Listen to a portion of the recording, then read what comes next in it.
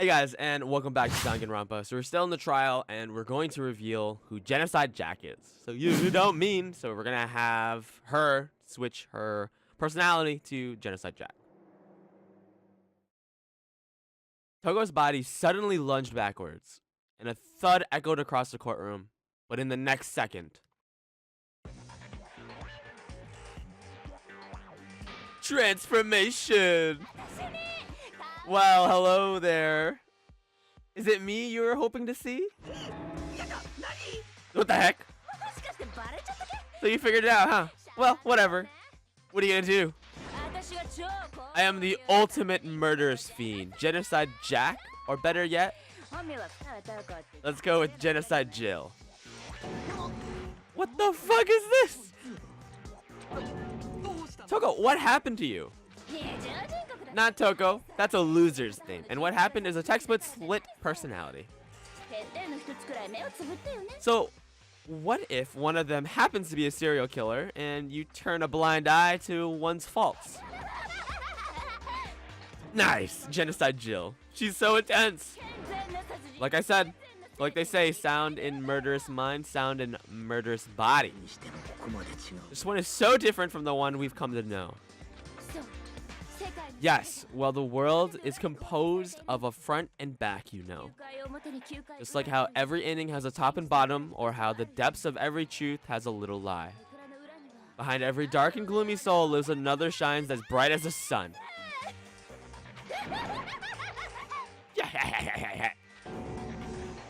This is the murderous fiend, Genocide Jack. This is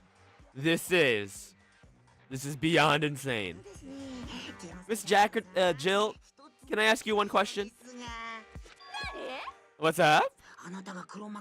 Some of us think that you might be the mastermind behind our entire situation. What are your thoughts on that? Well, I'll tell you. I am a mastermind of all masterminds. Just kidding. Then it's not true? Of course it's not true. How dare you try to link me with that creepazoid? Good job, Monokuma. And one other thing. The police and government and the society in the outside world are totally powerless. Alright, so it doesn't even matter that what her past was. I mean, they just let this idiotic, bloodthirsty maniac go buck wild all over town. Sure, I am bloodthirsty maniac, but life is pain. Life is pain, right? To live is to hurt other people. It is necessary evil if you want to survive. The act of living itself causes pain for everyone else. Just kidding again. Alright, Genocide Jill. This should be enough to convince you. This murderous fiend is responsible for Chihiro's death. There's clearly a motive, so there should be no doubt. A motive? Remember what Monokuma told us? If someone didn't murder and graduate within 24 hours, an embarrassing memory or secret would be revealed. And hers is Genocide Jack. I like how she's still laughing, her sprite. Well, let's assume that Toko's secret was about Genocide Jack. It's a secret like that that came to light. Toko's life would have undoubtedly been forever ruined. So, she had a very clear motive to have never let that side of her been exposed. Interesting. Very, very, very interesting. But sorry, as much as I'd hate to admit it, I'm not the culprit. Huh? What? But I can't imagine anyone other than you could murder someone in such a bizarre fashion. Maybe so. But nevertheless, it's the truth. Do you really expect any of us to believe you? Yeah, I could never believe a word you say, you monster. Maybe she's totally right about that, but there's something still bothering me. What she said, I need some more details about all this. Here we go. So, now we need a truth bullet, which is our status of the dead body. So, sorry, but I didn't kill anyone. You say that, but do you really expect any of us to believe it? Perhaps you had an alibi that would change things. Oh, an alibi? Huh, now we're talking. When did you compare your past murders to this incident? The modus operandi matches completely. No, it doesn't. Counter. Break. Here we are. Are the methods of murders really exactly the same? I'm not so sure about that. I think there's a slight difference between the Genocide Jack cases and this one. Huh? How's it any different? Oh, you don't know? Well then, human garbage, let me tell you. She only killed guys. I murder with passion and conviction. I consider myself a professional, and I have a very particular way of doing things. Imagine you go through a fancy Italian restaurant. They're very picky about the noodles and the sauce and everything. But what happened to Chihiro? It'd be like the same Italian restaurant started using ragu or Chef Boyardee. Whoa! Throwing those names under the bus. This is no creation of mine. Let me rephrase that in a way that maybe makes more sense. There are two different, clear distinctions between the Genocide Jack cases and this one. There's one clear difference between the murders. In the photos from the other Genocide Jack cases, look at the neck and the stomach. Here you'll see a clear difference, and that is the style of the bloody message, the victim's fatal injury. Got it! For one, the cause of death is different. In the Genocide Jack murders, all the victims were killed the same way. According to the case file, they were all apparently killed with a pair of scissors. But Chihiro died from a fatal blow to the head, right? Yes, this is remarkably different from the other murders. Wouldn't it be strange for someone who kills the same way without fail to suddenly change their method? And there's one more conflicting detail. That's right. In my recipe of murder, if the bloody message is in the tortellini, then the arrangement of the body would be the pesto sauce. Could you please stop comparing killing people to cooking? So, are you saying that the other differences has to do with how the body was arranged? That's right. The second difference is related to how it was suspended. In the photos of the other Genocide Jack cases, all the other victims were stabbed with their hands. Here you'll see a clear difference on what was used to suspend her. Do you remember what the killer used to suspend her?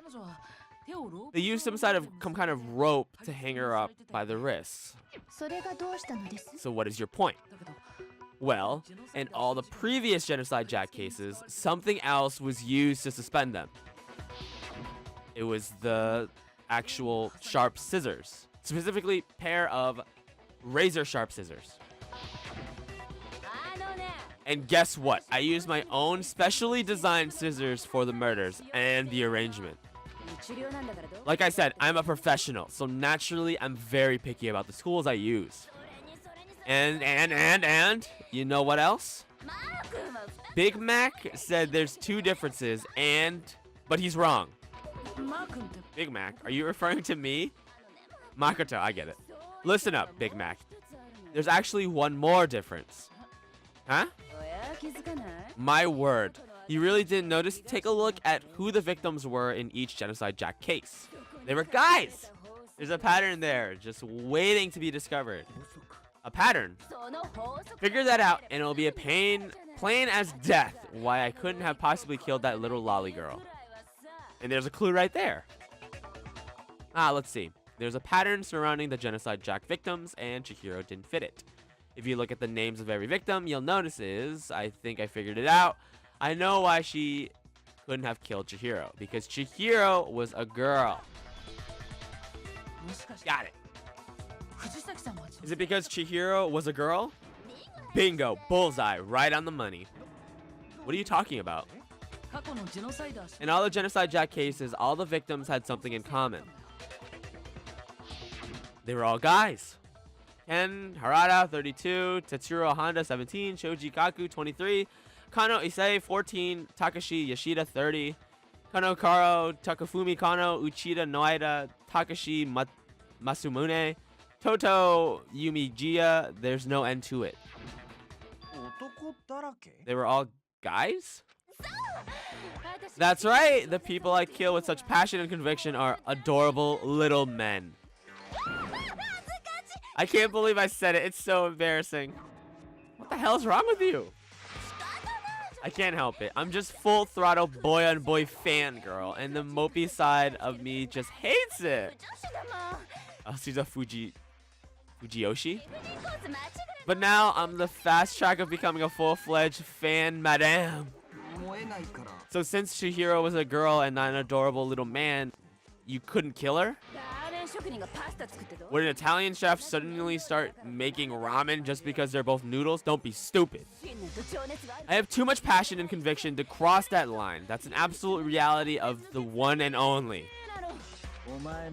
We get it. You're clearly explained your hobby and your philosophy. But that's not all there is to it. It's a different matter entirely when you're forced to kill in order to survive. Quiet, lowly cur. Lowly cur. I would never kill for a reason as petty as mere survival. And if by some fluke I did kill someone to survive, why would I bother to with a message and an arrangement? It would be an obvious suspect. That does make some amount of sense. Plus, whatever reason I have for killing, I would never, ever leave out my prized scissors. Would go through all of their way for such a big, stupid dumbbell. Maybe you've used a dumbbell because you couldn't find any of your scissors in the school. Any scissors? I don't use any scissors. I use my own set of high-class, envy of the entire world scissors. Okay, whatever. There still aren't any in the school. Are you sure about that? Ta-da! She just has him. He's fully equipped. That's right, so I could kill anyone, anywhere, anytime. Why would I resort to dumbbells or rope when I have my trusty scissors by my side? Go ahead. Tell me, I'm wrong. You can't, can you? Gutter dogs, all of you. Not to mention, I have no clue how to tie a good knot, so rope's totally out of the question anyways. I have no idea what's going on anymore. Could such a heinous villain really be innocent? She is. But the body really was suspended, right? And nobody but the police knew about that. Yeah, that's why we figured it had to be the real deal and not some copycat killer or whatever. Actually, hold on. There is one other person. One person who could have copied the Genocide Jack cases. Select someone.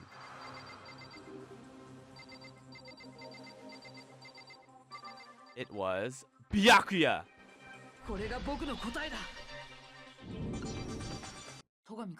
Byakuya. It's possible that you could have found out, isn't it? You have no problem gaining access to classified government documents or internal police records. Plus, you'd already looked through the Genocide Jack files before this all happened, hadn't you? Are you saying that Mr. Togami did it? Another revelation. Then the reason he pushed the theory of Genocide Jack being the killer so hard was because he wanted to pin the crime on her. So he rearranged the scene to disguise it and make it look like I'd put my stamp on it. The adorable glasses man was behind it all. Oh, I'm on fire. Well, Byakuya, what is your response? I see, so the suspicion falls on me. Then I must ask, when would you say I began acting suspicious? Surely you must have an answer. Looking back and thinking about it now, the way that you were acting strange before we discovered the body was a little strange. In the locker rooms, they're suspicious, very suspicious indeed. Wouldn't you agree? Huh, suspicious. It seems that nobody searched the locker rooms. Let's start with the girls' locker room. You went through, you wanted to go to the girls' locker room right away, right? But since you're a guy, I should have naturally thought of the boys' locker room first. Is that what you're going to say? The victim was Chihiro, a girl. Hence why I said I should check out the girls' locker room. Nothing strange about that, I'd say. On the contrary, there's something very strange. Okay, then, what's so strange about it? Go ahead, share with the rest of the class. There was a clear contradiction in what Byakuya just said. Alright, so, we need to... I need to make it clear to everyone.